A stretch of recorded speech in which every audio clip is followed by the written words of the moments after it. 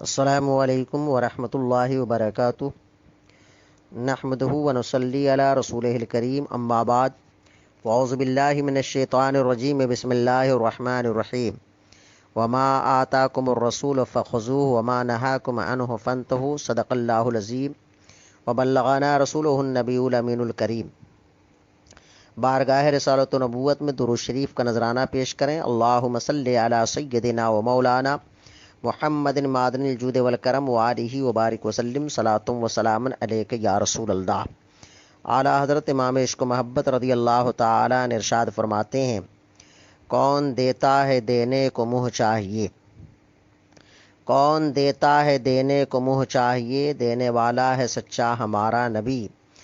میں تو مالک ہی کہوں گا کہ ہو مالک کے حبیب، میں تو مالک ہی کہوں گا کہ ہو مالک کے حبیب، یعنی محبوب و محب میں نہیں میرا تیرا، یعنی محبوب و محب میں نہیں میرا تیرا۔ مالک کونین ہے گو پاس کچھ رکھتے نہیں، مالک کونین ہے گو پاس کچھ رکھتے نہیں، دو جہاں کی نعمتیں ہیں ان کے خالی ہاتھ میں۔ حضرات محترم، ابھی میں نے آپ کے سامنے قرآن حکیم سورۃ الحشر سورہ نمبر 59 کی آیت نمبر 7 تلاوت کرنے کا شرف حاصل کیا ہے۔ رب تبارک و تعالی ارشاد فرماتا ہے، اور جو کچھ رسول تمہیں عطا فرمائے اسے لے لو، اور جس چیز سے منع فرما دے اس سے باز آ جاؤ۔ آج سے چند روز پہلے میرے دینی بھائی محترم عرفان رضا صاحب اورنگ آبادی نے مجھ سے یہ فرمائش کی تھی کہ وہابیوں دیوبندیوں کی طرف سے ایک پوسٹ سوشل میڈیا پہ وائرل کی جا رہی ہے، جس میں یہ بتایا جا رہا ہے اور ثابت کرنے کی کوشش ہو رہی ہے کہ یا رسول اللہ المدد، یا علی المدد، یا غوث اعظم المدد جیسے الفاظ کہنا اور اللہ کے انبیاء اور اللہ کے محبوب بندوں سے مدد طلب کرنا ناجائز و حرام اور شرک ہے۔ مدد صرف اللہ سے طلب کرنی چاہیے۔ لہٰذا انہوں نے مجھ سے اس کا جواب دینے کو کہا۔ میں ان کے حق میں دعا گو ہوں کہ موصوف نے مجھے اس طرف میری توجہ مبذول کرائی۔ اللہ تعالی انہیں دنیا و آخرت میں اس کا بہترین اجر عطا فرمائے۔ محترم عرفان رضا صاحب سوشل میڈیا پہ علماء اہل سنت کی تقاریر اور بیانات کو اکثر وائرل کیا کرتے ہیں۔ اس ذریعے سے وہ مسلک اہل سنت و جماعت یعنی مسلک اعلیٰ حضرت کی خدمات انجام دیتے ہیں۔ رب تعالی ان کی اس خدمات دینیہ کو شرف قبولیت عطا فرمائے۔ میں سب سے پہلے یہ عرض کروں کہ وہابیوں نے جو یہ پوسٹ وائرل کی ہے، در حقیقت وہابیہ دیابنا مخلوق میں وہ بدترین مخلوق ہے کہ جو اللہ کے انبیاء، اللہ کے محبوب بندوں کی توہین کو اسلام اور ایمان کہتی ہے۔ وہابیوں کا بہت پرانا عقیدہ ہے کہ اللہ کو مانو، اللہ کے سوائے کسی کو نہ مانو، اور اللہ کے سوا کسی سے مانگنا شرک ہے۔ حالانکہ ان کا یہ عقیدہ عقلاً اور نقلاً باطل ہے، جسے دنیا میں نہ کوئی مانتا ہے اور نہ جس پر کسی کا عمل ہو سکتا ہے۔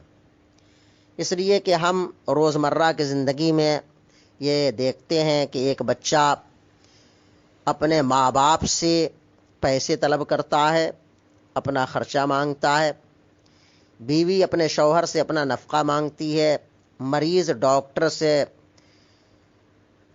علاج اور معالجے کے سلسلے میں رابطہ کرتے ہیں اور دوائیں طلب کرتے ہیں۔ اسے کوئی نہ شرک اور حرام کہتا ہے، خواہ وہ مسلمان ہو یا غیر مسلمان۔ لیکن وہابیوں نے یہ عقیدہ اپنے گھر سے گڑھا اور مسلمانوں کو گمراہ کرنے کی کوشش کی کہ اللہ کے سوا اگر کسی نے کسی نبی سے یا رسول سے یا صحابہ سے یا ولی سے کچھ طلب کیا، مانگا یا ان کے وسیلے سے دعا کی تو آدمی معاذ اللہ اسلام سے خارج ہو جاتا ہے، وہ مشرک ہو جاتا ہے۔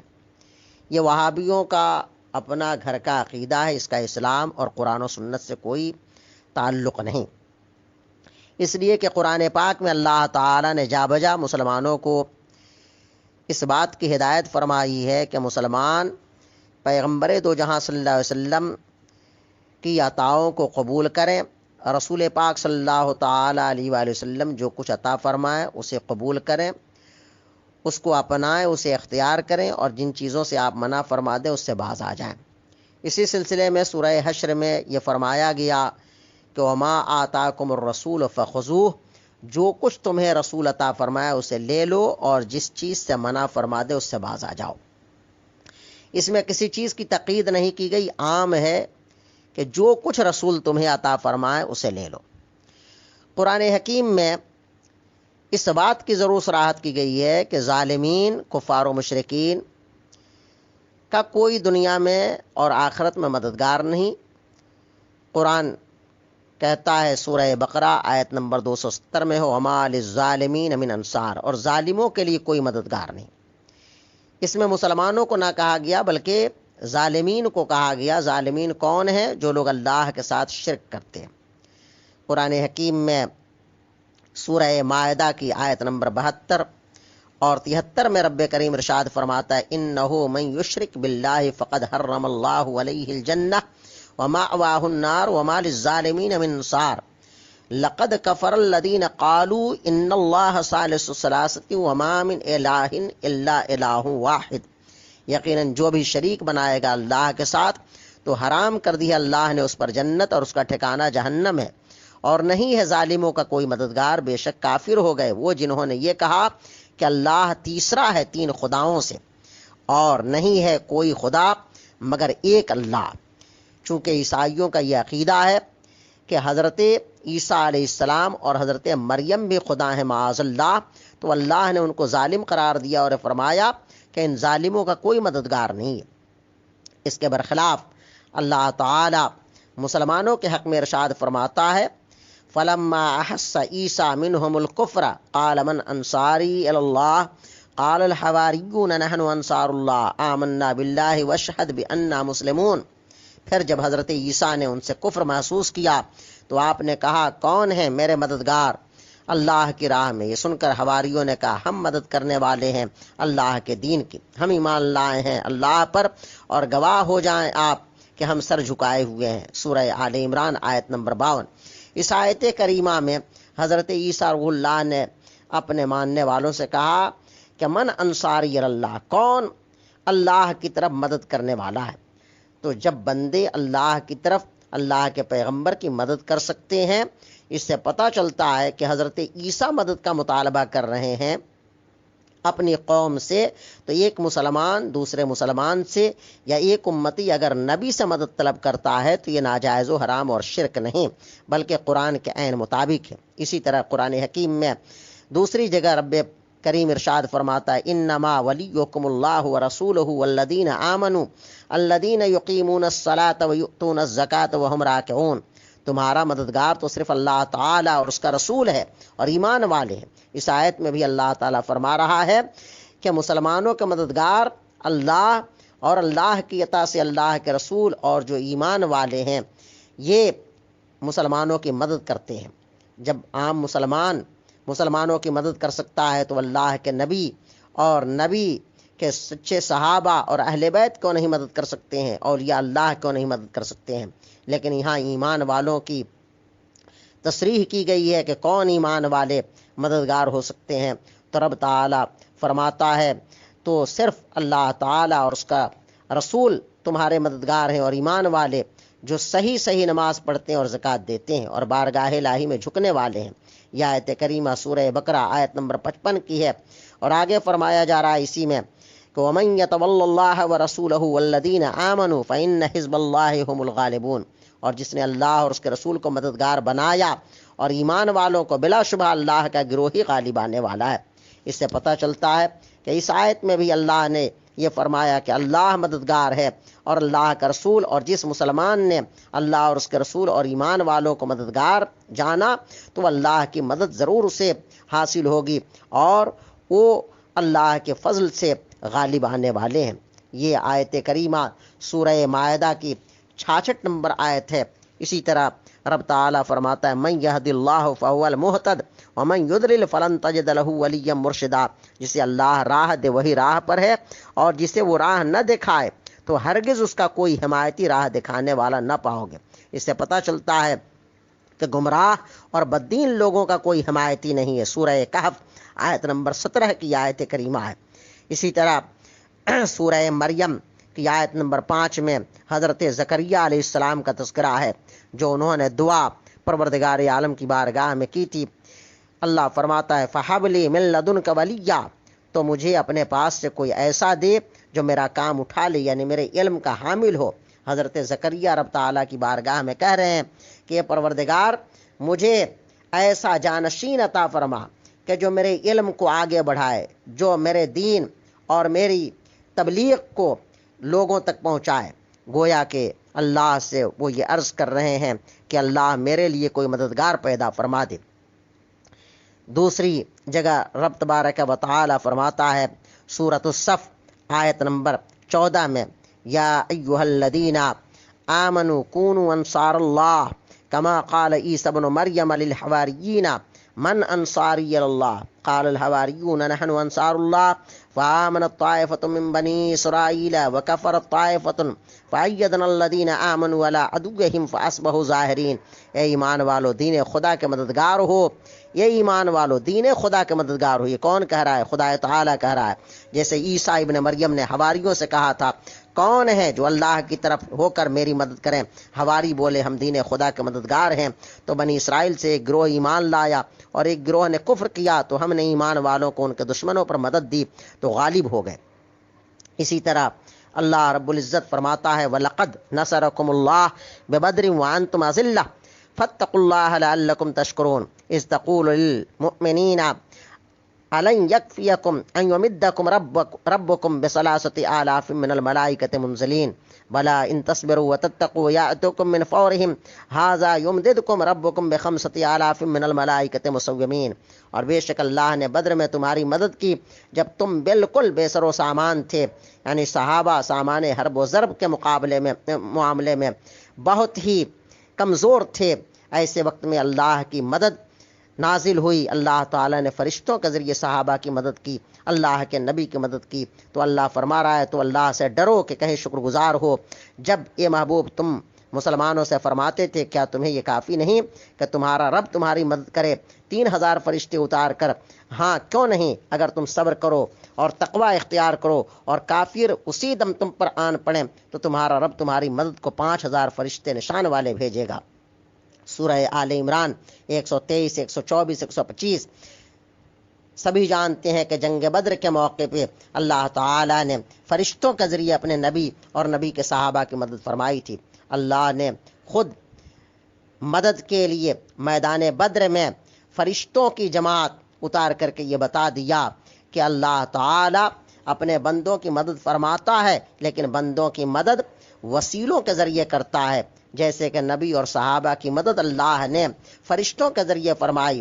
اگر اللہ کے علاوہ کسی اور کا مدد کرنا یا کسی اور سے مدد طلب کرنا ناجائز ہوتا تو اللہ رب العزت حضرت جبریل کی سربراہی میں 5000 کی تعداد میں فرشتوں کی جماعت کو میدان بدر میں نہ اتارتا اور فرشتوں کے ذریعے اللہ کے نبی کے صحابہ کی مدد نہ کی جاتی۔ اسی طرح سورہ مائدہ کی آیت نمبر 2 میں رب تعالیٰ فرماتا ہے وَتَعَاوَنُوا عَلَى الْبِرِّ وَالتَّقْوَىٰ وَلَا تَعَاوَنُوا عَلَى الْإِثْمِ وَالْعُدْوَانِ۔ اے لوگو نیکی اور پرہیزگاری پر ایک دوسرے کی مدد کرو اور گناہ اور ظلم پر ایک دوسرے کی مدد نہ کرو۔ اس میں مدد کرنے کو بھی کہا گیا اور نہ کرنے کو بھی کہا گیا۔ اس سے پتہ چلتا ہے کہ بندوں کا مدد کرنا بھی صحیح ہے اور بعض مواقع پر مدد نہ کرنا بھی صحیح ہے۔ وہ اس طور پہ کہ اگر کوئی آدمی اچھا کام کر رہا ہے اس سلسلے میں ہم اس کی مدد کریں تو یہ قرآن کے حکم کے عین مطابق ہوگا، اور اگر کوئی آدمی گناہ کر رہا ہے، ظلم کر رہا ہے، برائی پھیلا رہا ہے تو اس کی مدد نہ کرنا یہ قرآن کے عین حکم کے مطابق ہوگا۔ قرآن حکیم میں 30ویں پارے میں رب تعالیٰ اپنے محبوب سے ارشاد فرما رہا ہے وَأَمَّا السَّائِلَ فَلَا تَنْهَرْ۔ اے محبوب اپنے مانگنے والوں کو آپ کی بارگاہ میں جو سوال کرتے ہیں ان کو آپ جھڑکیے نہیں، مانگنے والوں کو آپ ڈانٹیے نہیں، جھڑکیے نہیں۔ اس سے پتہ چلتا ہے کہ آپ کی بارگاہ میں لوگ طلب کرنے کے لیے آتے تھے، اپنی حاجتیں پیش کرتے تھے، اللہ کے رسول صلی اللہ علیہ وسلم انہیں عطا فرمایا کرتے تھے۔ اس لیے اللہ تعالیٰ نے یہ ارشاد فرمایا کہ مانگنے والے آئیں تو انہیں آپ ڈانٹے نہیں۔ اس کا مطلب ہے کہ آپ عطا فرمائیں، یا اگر نہیں دینا ہے تو ان کے ساتھ نرمی کا برتاؤ کریں، نرمی کے ساتھ ان کو جواب دیں اور واپس کریں۔ ان آیات مبارکہ سے یہ واضح ہوتا ہے کہ اللہ اور اس کے رسول صلی اللہ علیہ وسلم کے فرمان سے کہیں بھی یہ ثابت نہیں ہوتا کہ نبیوں سے، ولیوں سے اور صحابہ سے مدد طلب کرنا ناجائز و حرام ہے۔ حضرت جابر رضی اللہ تعالی عنہ کی حدیث مسلم شرح صحیح مسلم میں اس طرح سے مروی ہے، ان ابن المنقدر سمع جابر ابن عبداللہ قال ما سئل رسول اللہ صلی اللہ علیہ وسلم شیئا قط فقال لا۔ حضرت جابر ابن عبداللہ رضی اللہ عنہما بیان کرتے ہیں کہ کبھی ایسا نہیں ہوا کہ رسول اللہ صلی اللہ علیہ وسلم سے کسی چیز کا سوال کیا گیا ہو اور آپ نے نہیں فرمایا ہو۔ یعنی سرکار کی عادت کریمہ تھی کہ جس کسی نے بھی سوال کیا اللہ کے پیغمبر صلی اللہ علیہ وسلم اسے عطا فرمایا کرتے تھے۔ گویا کہ زمانہ رسول ہی سے مسلمانوں کا یہ مزاج ہے کہ اللہ کے نبی سے لوگ طلب کیا کرتے تھے اور آقا اپنی شان کے لائق اسے عطا فرمایا کرتے تھے۔ اسی طرح سے دوسری حدیث پاک حضرت انس رضی اللہ تعالی عنہ سے ہے، ان موسیٰ ابن انس ان ابیہ قال ما سئل رسول اللہ صلی اللہ علیہ وسلم علی الاسلام شیئا الا اعطاه قال فجاءه رجل فاعطاه غنما بین جبلین فرجع الى قومه فقال یا قوم اسلموا فان محمدا يعطي عطاء لا يخشى الفاقہ۔ حضرت انس بیان کرتے ہیں کہ رسول اللہ صلی اللہ علیہ وسلم سے اسلام لانے پر جو چیز بھی طلب کی جاتی آپ عطا فرما دیتے۔ ایک شخص آیا اور اس نے سوال کیا، آپ نے اس کو 2 پہاڑوں کے درمیان کی بکریاں دے دیں۔ وہ شخص اپنی قوم کی طرف واپس گیا اور کہنے لگا یہ لوگوں مسلمان ہو جاؤ، کیونکہ محمد صلی اللہ علیہ وسلم اتنا دیتے ہیں کہ فقر و فاقہ کا خدشہ نہیں رہتا۔ کیا اس حدیث سے یہ معلوم نہیں ہوتا کہ رسول پاک صلی اللہ تعالی علیہ وآلہ وسلم کی نوازش اس قدر تھی کہ مانگنے والوں کا دامن بھر جایا کرتا تھا۔ مانگنے والوں کے مانگ سے اور ان کے طلب سے زیادہ میرے آقا عطا فرمایا کرتے تھے۔ حضرت ابو ہریرہ رضی اللہ تعالی عنہ سے مروی ہے، نزہۃ القاری شرح صحیح البخاری میں یہ حدیث پاک ہے، ان ابی ہریرہ رضی اللہ تعالی عنہ قال قال رسول اللہ صلی اللہ علیہ وسلم قریش والانصار وجحینہ ومزینہ واسلم واشجع وغفار موالی لیس لهم مولا دون اللہ ورسولہ۔ اللہ کے نبی نے فرمایا کہ قریش اور انصار، جحینہ، مزینہ، اسلم، واشجع وغفار میرے مددگار ہیں۔ یہ قبائل اللہ کے نبی کے مددگار ہیں۔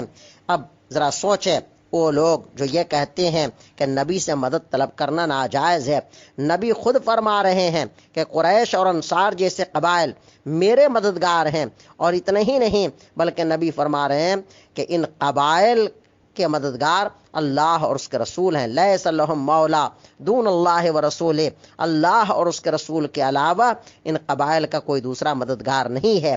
اس سے کیا یہ نہیں پتہ چلتا کہ نبیوں اور ولیوں کی مدد در حقیقت خدائے وحدہ لا شریک کی مدد ہے، جو اسے ناجائز اور شرک بتاتا ہے۔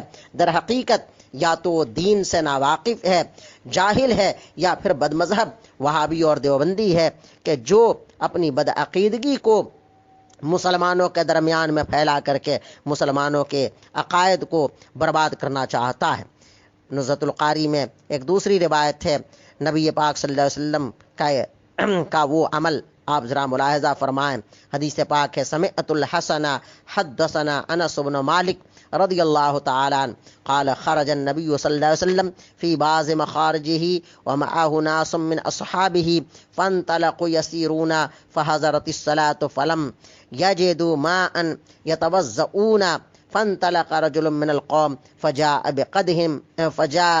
بقدح من ماء يسير فأخذه النبي صلى الله عليه وسلم فتوضأ ثم مد أصابعه الأربع على القدح ثم قال قوموا توضأوا فتوضأ القوم حتى بلغوا فيما يريدون من الوضوء وكانوا 70 اور نحوہ۔ حضرت انس ابن مالک رضی اللہ تعالیٰ عنہ نے کہا کہ نبی پاک صلی اللہ علیہ وسلم اپنے بعض سفر میں تشریف لے گئے اور حضور کے ساتھ حضور کے کچھ اصحاب بھی تھے۔ وہ چلے جا رہے تھے کہ نماز کا وقت آ گیا۔ ان لوگوں کے پاس اتنا پانی نہیں تھا جس سے سب لوگ وضو کر سکیں۔ ان میں سے ایک صاحب گئے اور ایک پیالہ لائے جس میں تھوڑا سا پانی تھا، اسے نبی پاک صلی اللہ علیہ وسلم نے لیا اور وضو فرمایا، پھر اپنی 4 انگلیوں کو پھیلا کر پیالے میں رکھا، پھر فرمایا چلو وضو کرو، تو پوری قوم نے وضو کیا، یہاں تک کہ سب نے وضو کر لیا، اور یہ 70 یا اس کے قریب لوگ تھے۔ اب آپ ذرا اندازہ لگاؤ، آخر صحابہ کرام نے وہ پانی کا پیالہ رسول پاک ہی کی بارگاہ میں کیوں لا کر رکھا؟ وہ چاہتے تو خود اس کو لے کر کے رب تعالیٰ کی بارگاہ میں دعا کرتے، لیکن ایسا نہ کیا، بلکہ صحابہ کا عقیدہ تھا کہ رب تبارک و تعالی عطا فرماتا ہے، اپنے محبوب کے واسطے سے عطا فرماتا ہے۔ ان آیات کریمہ اور احادیث نبویہ سے صاف صاف پتہ چلتا ہے کہ نبیوں اور ولیوں کو اللہ نے یہ اختیار عطا فرمایا ہے کہ وہ جسے چاہیں اس کی مدد کریں، جس کی چاہیں اس کی مدد کریں، اس کی مرادوں کو پہنچیں۔ اعلیٰ حضرت رضی اللہ تعالی عنہ نے اپنی مشہور تصنیف الامن والولا میں اس کی بہت سی مثالیں اور بہت سی روایتیں پیش فرمائی ہیں۔ احادیث کریمہ میں متعدد جگہوں پہ آیا ہے اور بہت مشہور و معروف ہے۔ صحابی رسول ہیں حضرت قتادہ، ان کی آنکھ کی پتلی نکل آئی، وہ لے کر کے سرکار مدینہ صلی اللہ علیہ وسلم کی بارگاہ میں حاضر ہوئے۔ سرکار نے اپنا لعاب دہن لگا کر کے ان کی آنکھ میں ان کی آنکھ کی پتلی کو لگا دیا۔ حضرت قتادہ کی آنکھ روشن ہو گئی اور پہلے سے کہیں زیادہ روشن ہو گئی۔ اب آپ ذرا سوچو کہ اللہ کے نبی کو اختیار نہ ہوتا اور ان کے ہاتھوں میں اور ان کے لعاب میں اور ان کے اندر شفا کی صلاحیت، شفا دینے کی صلاحیت نہ ہوتی، تو نبی پاک صلی اللہ علیہ وسلم فرماتے کہ قتادہ میں کیا کر سکتا ہوں، مجھ میں اور تم میں کوئی فرق نہیں ہے، اللہ سے شکایت کرو، اللہ سے کہو، اللہ ہی جو چاہے وہ کر سکتا ہے۔ لیکن ایسا نہیں، صحابی نبی کی بارگاہ میں آئے، وہ جانتے تھے کہ ان کا عقیدہ تھا کہ اللہ نے اپنے نبی کو مجبور نہیں بنایا ہے، بے اختیار نہیں بنایا ہے، اس لیے کہ جو بے اختیار ہوگا وہ نبی نہیں ہو سکتا ہے۔ نبی پاورفل ہوتا ہے، نبی اللہ کی طرف سے اختیار لے کر کے آتا ہے۔ اسی لیے اعلیٰ حضرت فرماتے ہیں کہ میں تو مالک ہی کہوں گا کہ ہو مالک کے حبیب، یعنی محبوب و محب میں نہیں، میرا تیرا۔ حضرت مولائے کائنات علی مرتضیٰ رضی اللہ تعالی عنہ کو خیبر کے دن اللہ کے نبی نے یاد فرمایا۔ حضرت علی جب آئے تو ان کی آنکھوں میں رمت تھا، پانی بہ رہا تھا۔ انہوں نے عرض کیا یا رسول اللہ میری آنکھوں میں تکلیف ہے۔ سرکار نے یہ نہ کہا کہ میں کیا کر سکتا ہوں، ڈاکٹر کے پاس چلے جاؤ، بلکہ اللہ کے نبی نے اپنا لعاب دہن حضرت علی کی آنکھوں میں لگا دیا۔ حضرت علی کی آنکھیں شفا یاب ہو گئیں، آپ کی آنکھیں اس طرح سے روشن ہو گئیں کہ پہلے سے کہیں زیادہ وہ بہتر ہو گئیں۔ اسی طرح سے ایک صحابی رسول کی ہڈی ٹوٹ گئی، اللہ کے نبی صلی اللہ علیہ وسلم نے اپنا دستے کرم لگا دیا، آپ کے دستے مبارک کا لگنا تھا کہ ان کی ہڈی جڑ گئی۔ جنگ ہجرت کے موقع پہ غار ثور میں جب سیدنا ابوبکر صدیق کو سانپ نے ڈسا، آپ کے چہرے کا رنگ بدل گیا، سانپ کے زہر کا اثر ہوا۔ سرکار نے دریافت فرمایا، حضرت ابوبکر نے صورتحال سے آگاہ کیا۔ نبی پاک صلی اللہ علیہ وسلم نے یہ نہ کہا کہ ابوبکر ہم میں اور تم میں کوئی فرق نہیں ہے، تم بھی مجبور ہو، ہم بھی مجبور ہیں، ایسا نہ کہا، بلکہ اللہ کے نبی نے یار غار کی تسکین فرمائی، لعاب دہن نکالا اور حضرت ابوبکر کے انگوٹھے میں لگا دیا۔ لعاب دہن مصطفیٰ کا لگنا تھا کہ سانپ کے زہر کا اثر زائل ہو گیا۔ نبی نے یہ بتا دیا کہ جو نبی ہوتا ہے وہ بے اختیار نہیں ہوتا ہے، وہ مجبور نہیں ہوتا ہے، اللہ کے کرم سے، اللہ کے فضل سے اسے اللہ تبارک و تعالی اپنے فضل و کرم سے وہ کمالات اور ایسے مدارج عطا فرمائے ہیں کہ وہ جس کی چاہتا ہے مدد کرتا ہے۔ اسی لیے اعلیٰ حضرت فرماتے ہیں وہ جہنم میں گیا جو ان سے مستغنی ہوا، وہ جہنم میں گیا جو ان سے مستغنی ہوا ہے خلیل اللہ کو حاجت رسول اللہ کی، تجھ سے اور جنت سے کیا مطلب وہاں بھی دور ہو، ہم رسول اللہ کے، جنت رسول اللہ کی، ہمارے آقا دنیا میں بھی فائدہ پہنچاتے ہیں، آخرت میں بھی فائدہ پہنچاتے ہیں۔ اعلیٰ حضرت فرماتے ہیں کعبے کے بدر الدجا تم پہ کروڑوں درود، طیبہ کے شمس الدہا تم پہ کروڑوں درود، دافع جملہ بلا تم پہ کروڑوں درود، شافع روز جزا تم پہ کروڑوں درود، کر کے تمہارے گناہ مانگے تمہاری پناہ، تم کہو دامن میں آ تم پہ کروڑوں درود، کام او لے لیجئے تم کو جو راضی کرے، ٹھیک ہو نام رضا تم پہ کروڑوں درود۔ اللہ تعالی نے اپنے نبی کو با اختیار بنایا ہے، وہ جسے چاہیں شفا دیں، وہ جسے چاہیں نواز دیں، وہ جسے چاہیں دین عطا فرما دیں، وہ جسے چاہیں دنیا عطا فرما دیں۔ وہ مالک کونین ہیں، وہ مالک دارین ہیں، دنیا میں بھی مدد فرماتے ہیں، قبر میں بھی اپنی گناہگار امت کی مدد فرماتے ہیں، اور آخرت میں بھی مدد فرمائیں گے، ہم گناہگاروں کی شفاعت فرمائیں گے۔ اسی لیے ہم یہ دعا کرتے ہیں کہ آتے محمد الوسیلہ، کہ قیامت کے دن اللہ ہمارے لیے، میرے لیے محمد مصطفیٰ صلی اللہ علیہ وسلم کو وسیلہ بنا دے۔ ظاہر ہے کہ وسیلہ ہم کیوں طلب کرتے ہیں؟ اس لیے کہ اللہ نے ہمیں اس بات کا، اللہ تعالی نے ہمیں رہنمائی فرمائی ہے کہ ہم نبی پاک صلی اللہ تعالی علیہ وآلہ وسلم کے وسیلے سے دعا کریں، ان کے طفیل میں رب تعالی سے مانگیں، تو رب کی رحمتیں ساون بھادو کی طرح برستی ہیں۔ وہابیوں، دیوبندیوں کے گندے اور گھنونے عقائد، جس میں نبی بے اختیار اور مجبور ہوتا ہے، معاذ اللہ وہ ان کا خانہ ساز نبی ہوگا، وہ کوئی اور ان کا علی ہوگا، ولی ہوگا کہ جو بے یار و مددگار ہوگا۔ ہمارے نبی با اختیار، ہمارے علی با اختیار، ہمارے غوث اعظم با اختیار، اولیاء اللہ با اختیار، اس لیے کہ یہ سب کے سب اللہ کے برگزیدہ اور محبوب بندے ہیں، اور جو اللہ کا محبوب ہوتا ہے وہ بے اختیار اور مجبور نہیں ہوتا ہے، با اختیار ہوتا ہے۔ اللہ تعالی مسلمانان اہل سنت کو، نوجوانوں کو وہابیوں کی بدعقیدگی سے محفوظ و معمون فرمائے۔ اللہ تعالی نے اپنے نبی کے ذریعے اور اپنی کتاب قرآن عظیم کے ذریعے ہماری ہدایت فرمائی ہے، ہماری رہنمائی فرمائی ہے۔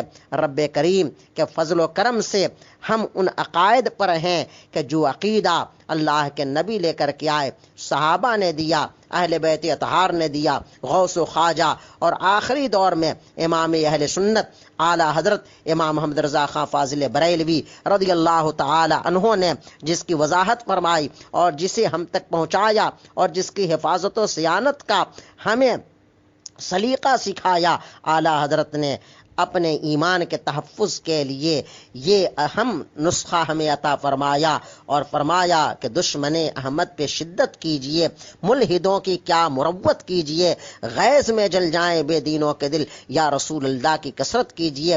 شرک ٹھہرے جسم تعظیم حبیب، شرک ٹھہرے جسم تعظیم حبیب، اس برے مذہب پہ لعنت کیجئے چرچا انہی کا صبح و شام، جانے کافر پر قیامت کیجئے۔ السلام علیکم ورحمۃ اللہ وبرکاتہ۔